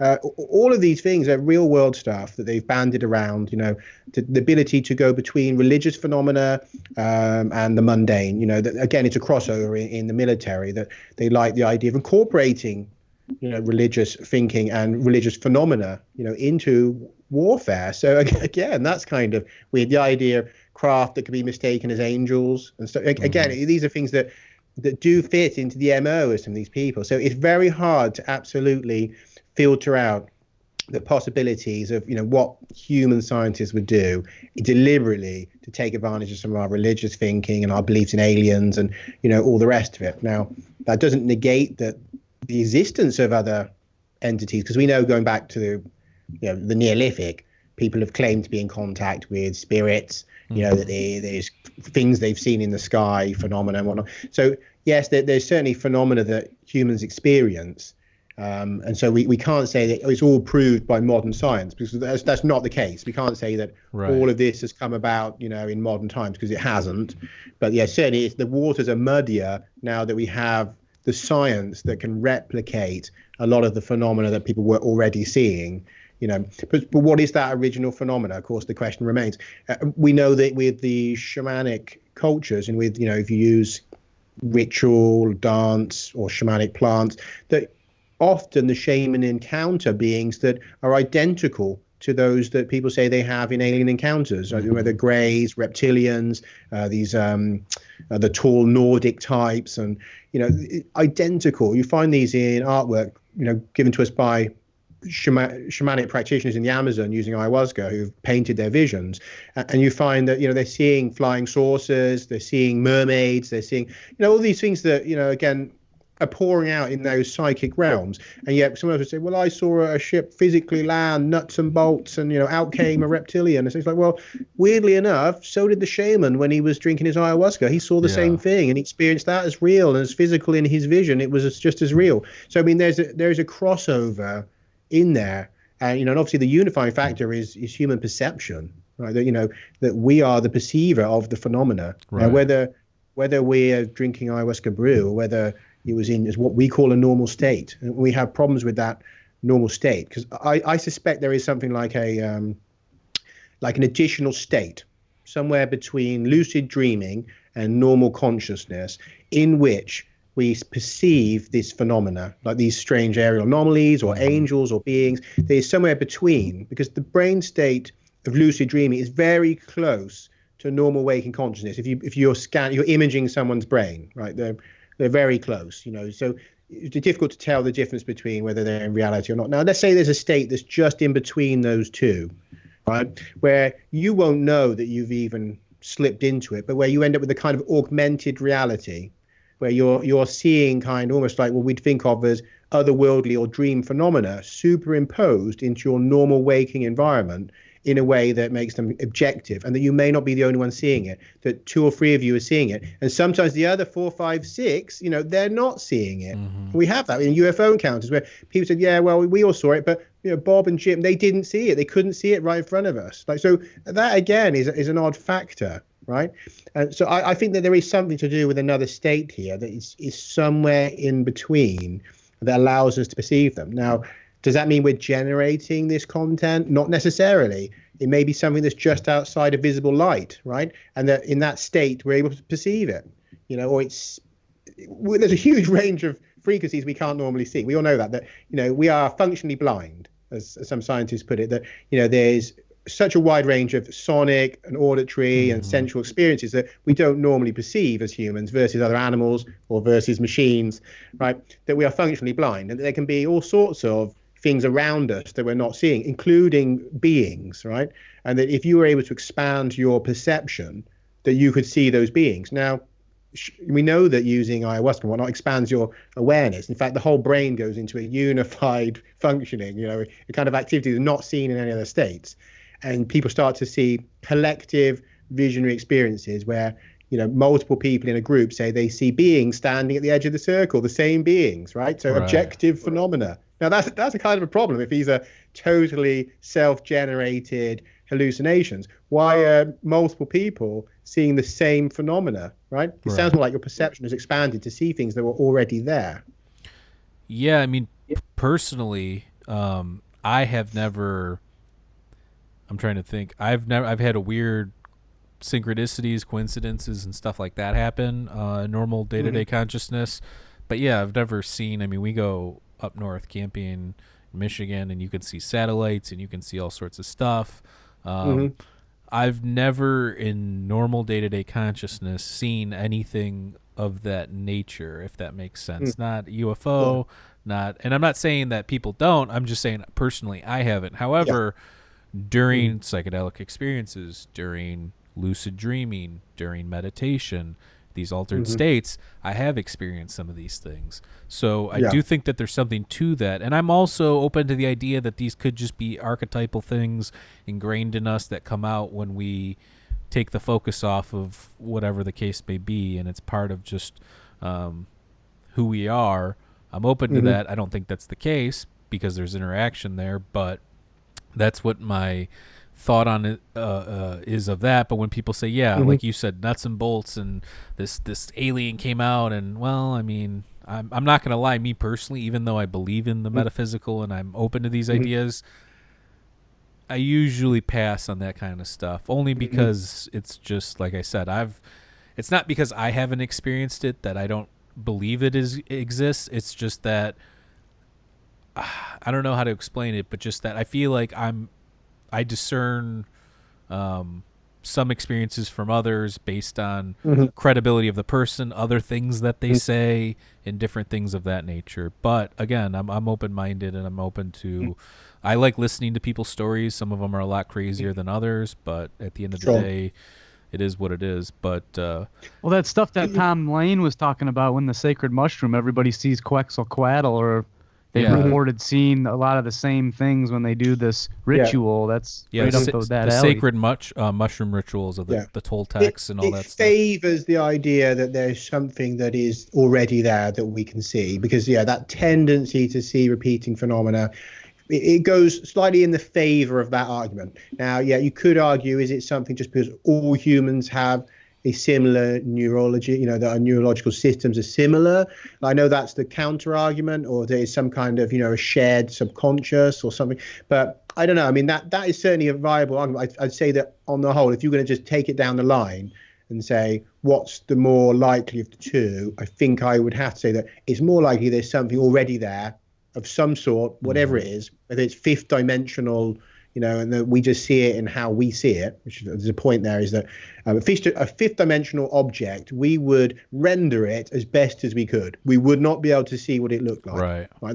That's understood. That our perception is for four dimensional, including time, four-dimensional objects. Five-dimensional objects we would struggle with, right? So we would render it as best as we could. Now, is it that we start to see five-dimensional objects in those states, and that they don't always look identical, but they're similar enough because the brain attempts to render them as best as it can, and so you end up with very similar phenomena, right? Now, I tend towards that, but I do accept that the counter argument is maybe it's just something about human beings, and that when we're in these states that we produce similar internal imagery because we have a similar internal makeup, and I guess that really comes down to a personal preference of what people think is more reasonable. It's not, neither is solid, and say that's the answer. Yeah, I mean, it definitely, you say high strangeness, all this stuff is very strange in nature, and that's why we're talking about it pretty much. But I mean, look, with the year, I was just going to say, obviously now we're at a point where people are talking about debris, and there's evidence from materials, metamaterials and such. So that's the kind of thing, of course, where the skeptics, or people that just on the fence, whatever, can say, well, look, okay, well, that's something that we can get, our teeth into, that this material can be tested, and obviously that's happening. There's a number of groups at the moment that are testing material that I'm aware of. I think over the next year we're probably going to see results coming in. I mean, there have been tests in the past, and some of those have come up as being anomalous alloys. Now, of course, now technology's moved on, and we can look to see what those alloys are used for. We can see whether or not they were constructed in, well, not an Earth environment. There's greater levels of detail that can be extracted, and that is underway. And so, obviously, if some of these are, whether physical or I guess metaphysical, that become physical objects, and they're leaving debris, then that really takes it into being as objectively real as my wall and me, right? And, so whatever. Now, how real those are, we go into esoteric topics, obviously, and am I real? Are you real? Is any of this happening in an objective way? Right. Well, we struggle to prove that, but if we go with that and we say the human experience, we take it as being real, we take it as being there's a fundamental physical reality, even though we know that it's not 0.000% empty space in the atom. And all the rest of that, that if we just allow that, we'd have to say that materials that are in a lab being tested are as real as anything else. And therefore, if they fell from a craft, that craft has to be counted as real. And then we have to start dealing with who's flying in that craft and all the rest of that. And that it does look like it's where it's going. Now, obviously, that's kind of my position with my book as well. I said, look, there's physical debris that I associate with a alien techno signature. Now, what I need is scientists to then come along and say, oh, okay, well, let's have a look at that and see whether that narrative fits the evidence and whether we can do further testing to validate it. And that's the same thing with these pieces of debris, is that they now need people to come along and validate it. And that I think that's going to happen over the next year or so. So whether my work or someone else's work, I think, we are going to get some, papers, stuff coming out that deal with these matters. Sure. Well, let's wrap it up here. Would you be interested in doing an extra 5 or 10 minutes for our Patreon people? We can get off here and jump on that. I just wanted to ask you a couple more questions, possibly what the strangest thing that's ever happened to you is, and people can check that out on our Patreon if they're interested. So, but let's plug all the stuff here. You can check us out at patreon.com/Mike and Maurice for just $2 a month. You'll get exclusive access to interviews and content stuff that we didn't put on our YouTube page, and juicy tidbits, podcast stuff. You can visit our website at mikeandmauricemindescape.com. And of course, throughout the whole episode, you'll have seen our social media links at the bottom of the video. So check out, I'm going to put the links after we get off live here, and put the links to Bruce's website, Bruce's books, Into Africa, and Human Hybrids, and Exogenesis, which is his new one. When's the Exogenesis coming out? That's coming out the 1st of June. Okay. Nice. And is that one going to be more on the side of the human hybrid thing, maybe like a part 2 of that? Yeah, it's a kind of taking that study again with more evidence, expanding it and really deep diving it, and then that's going through the professional editing process and being published with a publisher. The other one was self-published, and I admit that it could have done with tidying up and whatnot. So this will be a polished book. And quite a lot longer, with new evidence and all the rest of it, and some other topics discussed like TTSA and their work I talk a bit about, and some of the abduction material from people like Jacobs and Mack and that. I talk a little bit about that. So I do delve into some other topics that I feel are relevant, even the climate emergency, and how that may relate to aliens. So they'll find it's quite a lot more to it this time, particularly in the genetics. I supply more evidence in the genetic engineering argument. Okay. And very good, sir. What's your website so people can check it out? Hybridhumans.net, brucefenton.info, and ancientnews.net are probably my main ones. And on Twitter, they can find me there as well, which they look for Exogenesis. I think it's Exogenesis HH, actually, my full handle. I'm pretty sure. I'm most active on there. I'm pretty sure that's it. And Bruce is very active on there, as well as we are. And it's a nice little community UFO Twitter and ancient civilization stuff and all that kind of stuff. So check that out. And thanks again, Bruce. And we'll definitely have you back on in the future. This is fascinating as well. I think this is a little bit shorter. You were still the longest episode we've ever done. The first one was almost 3 hours, I believe. So lots of information to get out there. If you guys haven't checked that one out, that one's more about like evolution and that kind of stuff. So if you're interested in that, check out that episode. And thanks again for coming on, and we'll hop on the Patreon here, and you have a good day. Cheers. Thanks for having me on. Cheers.